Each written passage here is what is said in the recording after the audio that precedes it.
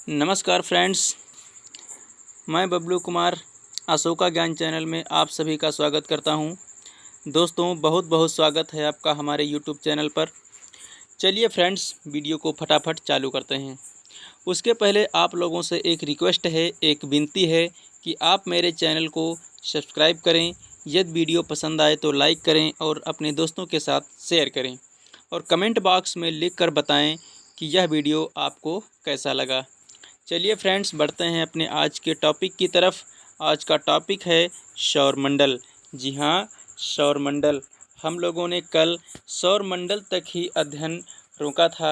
आज हम वहीं से प्रारंभ करते हैं जहां से हम लोगों ने कल स्टॉप किया था। फ्रेंड्स, बढ़ते हैं आगे सौरमंडल की तरफ। देखते हैं कि सौरमंडल क्या होता है। फ्रेंड्स, सूर्य और उसके चारों तरफ चक्कर लगाने वाले सभी आकाशीय पिंडों के समूह को सौरमंडल कहा जाता है।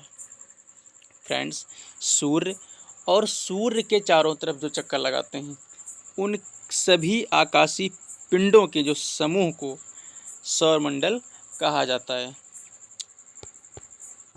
फ्रेंड्स, यहाँ पर देखिए, तारे का प्रकाश, जो तारे हमें दिखाई पड़ते हैं, सूर्य भी एक वैसे तारा है, इसका हमने कल जिक्र किया था कि तारे का प्रकाश तारे के केंद्र में हो रहे नाभिकीय संलयन अभिक्रिया के परिणाम स्वरूप ऊष्मा के कारण होता है। अब इसका डिटेल से थोड़ा अगली लाइन में जिक्र है कि सूर्य की असीमित ऊर्जा का स्रोत यही नाभिकीय संलयन की अभिक्रिया है। जो नाभिकीय संलयन की जो प्रक्रिया होती है, इसी के माध्यम से सूर्य में असीमित ऊर्जा होती है। सूर्य के केंद्र में हाइड्रोजन एवं हीलियम पाया जाता है। फ्रेंड्स, अगर क्वेश्चन पूछा जाए कि सूर्य के केंद्र में कौन कौन से तत्व या चीज़ें पाई जाती हैं, तो हाइड्रोजन एवं हीलियम पाया जाता है। हाइड्रोजन आपस में जुड़कर या संलयित होकर हीलियम का नाभिक बनाते हैं, जिससे ऊर्जा निर्मित होती है। फ्रेंड्स, आगे बढ़ते हैं थोड़ा।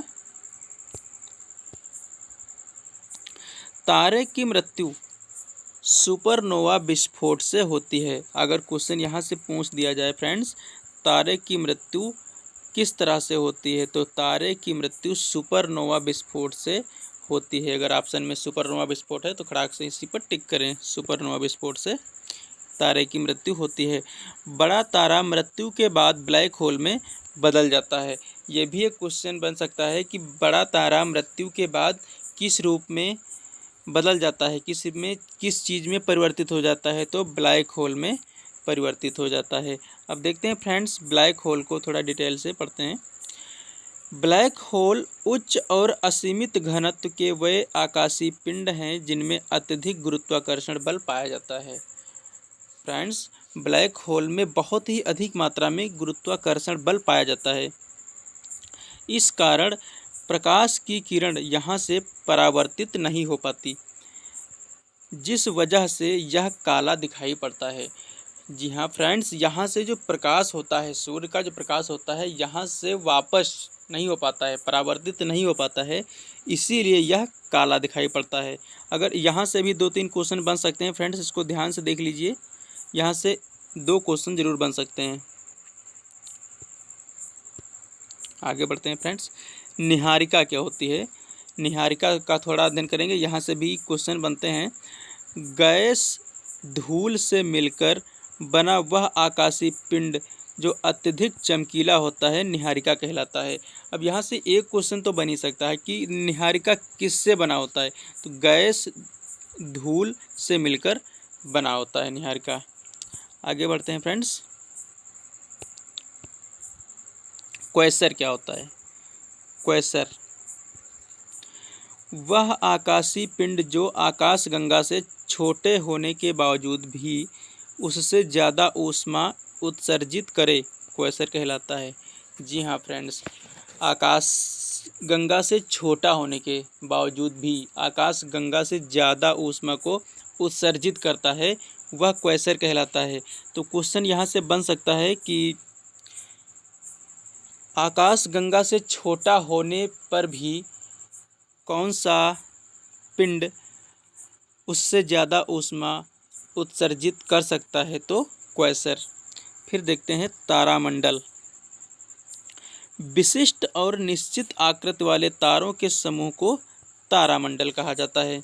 फ्रेंड्स, वर्तमान समय में सबसे बड़ा तारामंडल सेंटोरस और जेमिनी हाइड्रा हैं, जो एक विशाल तारामंडल हैं। अब यहाँ से क्वेश्चन बन सकता है कि फ्रेंड्स, सबसे बड़ा तारामंडल कौन सा है? तो आंसर होगा सेंटोरस और जेमिनी हाइड्रा। आगे बढ़ते हैं फ्रेंड्स। क्षुद्र ग्रह। क्षुद्र ग्रह क्या होते हैं? छोटे छोटे आकाशीय पिंड जो सूर्य के चारों तरफ चक्कर लगाते हैं उन्हें क्षुद्र ग्रह कहा जाता है। ये सामान्यतः मंगल और बृहस्पति ग्रहों की मध्य कक्षाओं में पाए जाते हैं। जी हाँ, मैंने यहाँ पर बात किया है छोटे छोटे पिंड, ना कि छोटे छोटे ग्रह। सूर्य के चारों तरफ ग्रह चक्कर लगाते हैं, परंतु मंगल और बृहस्पति के बीच में जो छोटे छोटे पिंड चक्कर लगाते हैं उनको हम बोलते हैं क्षुद्र ग्रह। क्वेश्चन यहाँ से बन सकता है कि क्षुद्र ग्रह कहाँ पाए जाते हैं? तो आंसर होगा मंगल और बृहस्पति ग्रहों की मध्य कक्षाओं में पाए जाते हैं। फ्रेंड्स, आगे है उल्का पिंड। जब कभी क्षुद्र ग्रह फ्रेंड्स जब कभी क्षुद्र ग्रह पृथ्वी के वायुमंडल में पृथ्वी के गुरुत्वाकर्षण के कारण प्रवेश करते हैं तो हवा के घर्षण के कारण गर्म होकर जलने लगते हैं और जलकर नष्ट हो जाते हैं। इन्हीं जलते हुए या चमकते हुए तारों को उल्कापिंड कहा जाता है। इन्हें टूटे हुए तारों के नाम से भी जाना जाता है। यहाँ से एक क्वेश्चन जरूर बन सकता है फ्रेंड्स कि उल्कापिंड को अन्य किस नाम से जाना जाता है? तो इसे हम जानते हैं टूटे हुए तारे के नाम से या चमकते हुए तारे के नाम से, या इस तरह से जान सकते हैं कि चमकते हुए तारे के नाम से निम्नलिखित में किसे जाना जाता है? तो उल्कापिंड को जाना जाता है। फिर है धूमकेतु। धूमकेतु किसे कहते हैं फ्रेंड्स? यह आकाशीय पिंड धूल, धुआं, गैस व बर्फ से मिलकर बना है। तो सबसे पहले यही एक क्वेश्चन हल हो जाएगा कि यह धूल, धुआं एवं गैस से मिलकर के बना होता है। कभी कभी यह पृथ्वी की गुरुत्वाकर्षण शक्ति के कारण पृथ्वी की ओर खींच आता है। इसमें गैस, बर्फ आदि की लंबी पूंछ भी पाई जाती है, इसीलिए इसे पुच्छल तारा भी कहा जाता है। इस तारे का सदैव सर सूर्य की ओर और जबकि इसकी पूंछ सदैव विपरीत दिशा में होती है। यहाँ से भी क्वेश्चन बन सकता है फ्रेंड्स कि पुच्छल तारा किसे कहा जाता है? तो धूमकेतु को पुच्छल तारा कहा जाता है। यहाँ पर हमने इसकी तस्वीर दिखाने का थोड़ा प्रयास किया है, जैसे कि हमने बनाया है अपने नोट्स में।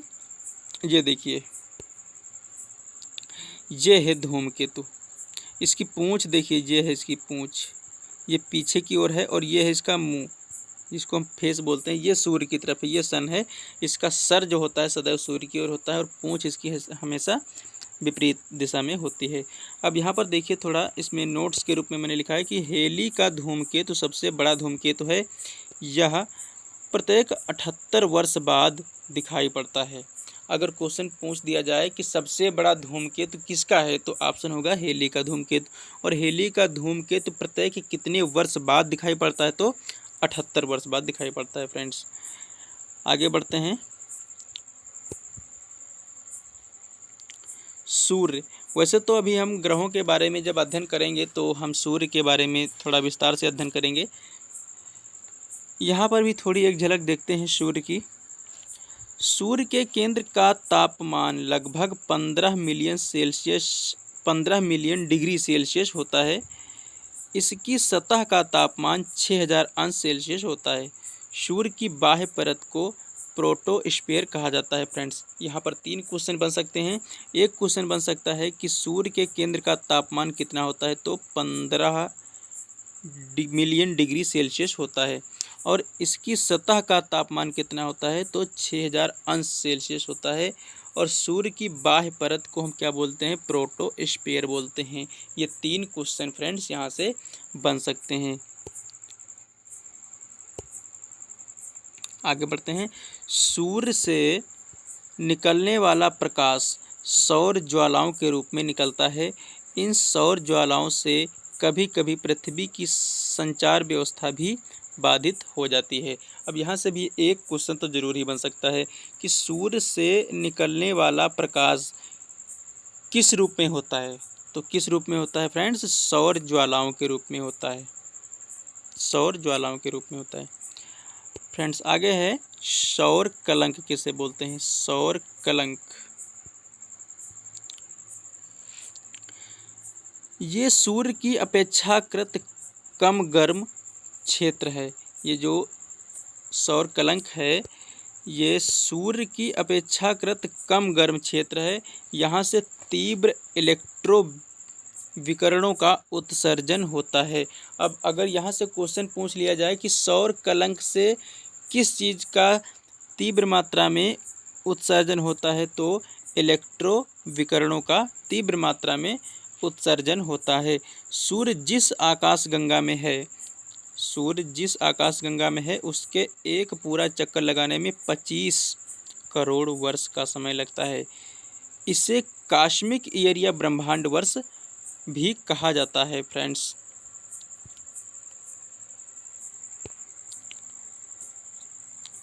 इसे कॉस्मिक ईयर या ब्रह्मांड वर्ष भी कहा जाता है। तो फ्रेंड्स आज का वीडियो हम यहीं पर स्टॉप करते हैं। आगे हम लोग पढ़ेंगे ग्रहों के बारे में हम विस्तार से कल पढ़ेंगे, जिसमें हमने ग्रह और उपग्रह, उनका आकार, आरोही और अवरोही में किस साइड से उनका रंग क्या है, कौन से ग्रह का क्या रंग होता है, इन सब का विस्तार रूप से हमने जो विवेचन किया है अगले वीडियो में हम बात करेंगे। तब तक के लिए नमस्कार, मिलते हैं अगले वीडियो के साथ। Thank you.